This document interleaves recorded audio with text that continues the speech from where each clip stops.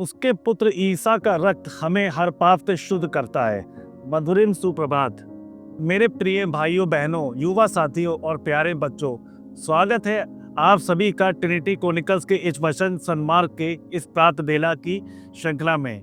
आज का वचन आहार पहला योहन अध्याय 1 पद संख्या 7। आज के इस आधुनिक जीवन शैली और इस संसार में जहां अंधकार रूपी भय, निराशा, बेचैनी और अविश्वास बढ़ रहे हैं, ये वचन हमें एक आशा और शांति का संदेश देता है।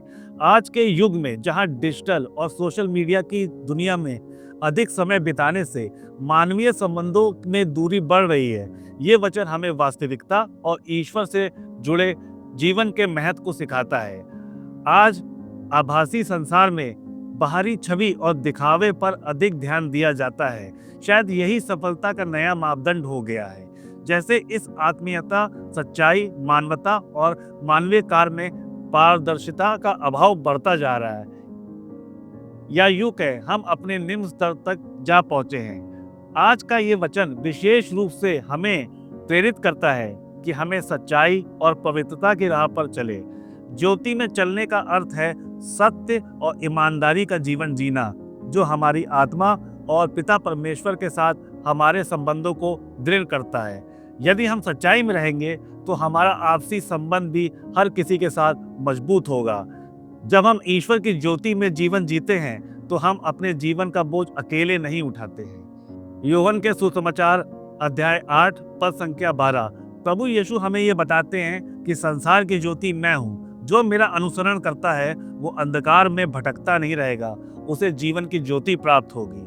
प्रभु यीशु का पवित्र लहू हमें न केवल हमारे पापों से शुद्ध करता है, बल्कि हमें परमेश्वर की ज्योति में सहभागी बनाता है। ये वचन हमें इस बात की याद दिलाता है कि असली शांति और संतोष डिजिटल दुनिया में नहीं, परंतु सत्य और ईश्वर के साथ सहभागिता में है। हृदय से विश्वास करने पर मनुष्य धर्मी बनता है और मुख से स्वीकार करने पर उसे मुक्ति प्राप्त होती है। क्या आप इस ईश वचन को, जो जीवंत और शाश्वत है, कि पुत्र ईसा का रक्त हमें हर पाप से शुद्ध करता है, इस वचन पर विश्वास करते हैं?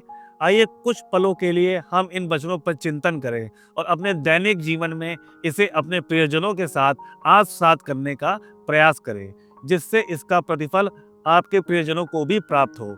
अगर ये संदेश आपको अच्छा लगा, आपके दिल को छू लिया हो, तो निवेदन करते हैं कि आप अपने प्रियजनों तथा अन्य डिजिटल प्लेटफॉर्म पर इसको शेयर करना ना भूलें।